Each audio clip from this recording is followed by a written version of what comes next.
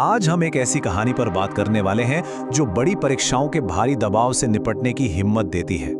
ये कहानी है सब्र की, लगन की और उस ग्रोथ की जो अक्सर हमें दिखाई नहीं देती। चलिए शुरू करते हैं। यह आवाज राज के मन की है, पर है ना ये जानी पहचानी सी। हम सब ने कभी ना कभी इसे महसूस किया है। ये वही डाउट है, वही शक है जो किसी भी बड़ी चुनौती से ठीक पहले हमें घेर लेता है। चलिए कहानी में थोड़ा पीछे चलते हैं। एग्जाम से ठीक 6 महीने पहले राज, एक बिल्कुल आम सा स्टूडेंट, 10वीं के बोर्ड एग्जाम के प्रेशर में खुद को पूरी तरह से हारा हुआ महसूस कर रहा था। ये वो फीलिंग है जिसे कई स्टूडेंट्स महसूस करते हैं। और फिर एक रात आई जब प्रेशर बर्दाश्त के बाहर हो गया। हताशा में आकर उसने अपनी किताब दीवार पर फेंक दी और चिल्लाया, मुझसे नहीं होगा। वो सिर्फ एक किताब नहीं थी, वो उसकी टूटती हुई हिम्मत थी।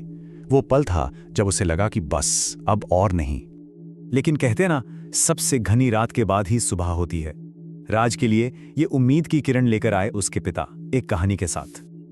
ये कहानी थी एक चाइनीज बैम्बू ट्री की। पता है इसकी खास बात क्या है? जब इसका बीज बोया जाता है तो पूरे 5 साल तक जमीन के ऊपर कुछ भी नहीं दिखता, लगता है जैसे कुछ हो ही नहीं रहा। पर असल में उस दौरान जमीन के नीचे वो अपनी जड़ें फैला रहा होता है, एक मजबूत नेटवर्क बना रहा होता है। और फिर 6ठे साल में वही पौधा सिर्फ कुछ हफ्तों में 90 फुट ऊंचा हो जाता है। कमाल है ना? और बिल्कुल यही बात राज के पापा ने उसे समझाई। उन्होंने कहा, बेटा तुम्हारी मेहनत भी इसी बांस के पेड़ जैसी है। भले ही वो अभी दिख नहीं रही, पर वो बेकार नहीं जा रही। वो अंदर ही अंदर तुम्हारी जड़ों को मजबूत कर रही है। उस एक कहानी ने राज के अंदर जैसे एक नई उम्मीद जगा दी। उसका नजरिया ही बदल गया और उसने फैसला किया कि वो हार नहीं मानेगा, बल्कि पढ़ाई का अपना पूरा तरीका ही बदल देगा। उसने एक नई 5 पॉइंट स्ट्रैटेजी बनाई। हर सब्जेक्ट के लिए एक अलग प्लान। सुबह 5 बजे उठने का अनुशासन, अपने खुद के नोट्स बनाना, रटने की जगह समझना, फोन का इस्तेमाल दिन में सिर्फ 2 घंटे, और हाँ, अकेले पढ़ने की जगह दोस्तों के साथ एक स्टडी ग्रुप बनाया। ये सिर्फ हार्डवर्क नहीं, ये स्मार्ट वर्क था। लेकिन रुकिए, कहानी यहां खत्म नहीं होती।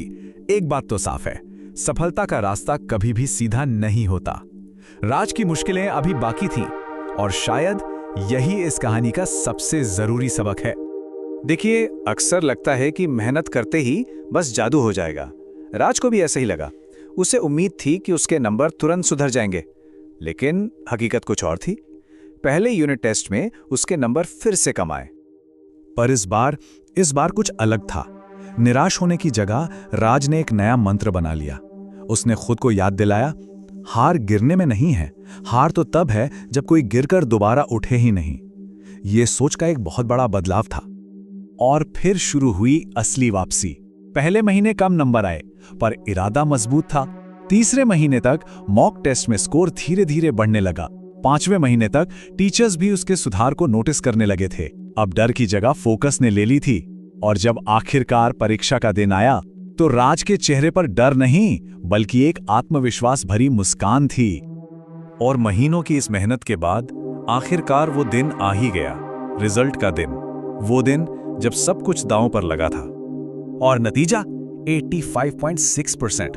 उस लड़के के लिए जो 6 महीने पहले सब कुछ छोड़ने वाला था, ये किसी चमत्कार से कम नहीं था। पर एक मिनट, असली जीत ये नंबर नहीं थे। असली जीत तो उस डर पर थी, उस ख्याल पर थी कि मैं नहीं कर सकता। राज ने सिर्फ एक एग्जाम पास नहीं किया था, उसने खुद पर जीत हासिल की थी। तो राज की इस कहानी से हम क्या सीख सकते हैं? चलिए इसके जो सबसे जरूरी मैसेज हैं उन पर एक नजर डालते हैं। पहली बात, प्रोसेस पर भरोसा रखें। आपकी मेहनत बांस की जड़ों की तरह है, वो मजबूत हो रही है भले ही दिखे नहीं। दूसरी, आपकी रेस किसी और से नहीं, सिर्फ उस इंसान से है जो आप कल थे। तीसरी, डर लगना नेचुरल है, पर हार मानना एक चॉइस है। चौथी, थक जाएं तो आराम कर लें, लेकिन मैदान छोड़कर भागे नहीं। और आखिरी बात, आज की कोशिश ही आपके आने वाले कल को तय करेगी। आखिर में बस एक बात सोचने वाली है, असली बदलाव मार्कशीट के नंबरों में नहीं आता, वो आईने में नजर आता है। सवाल ये नहीं है कि क्या मिला, सवाल ये है कि इस पूरे सफर में हम बने क्या। क्योंकि एक बात हमेशा याद रखिएगा, आज का संघर्ष ही कल की कामयाबी की कहानी बनता है। ये सिर्फ एक परीक्षा नहीं है, ये अपनी कहानी खुद लिखने का एक मौका है।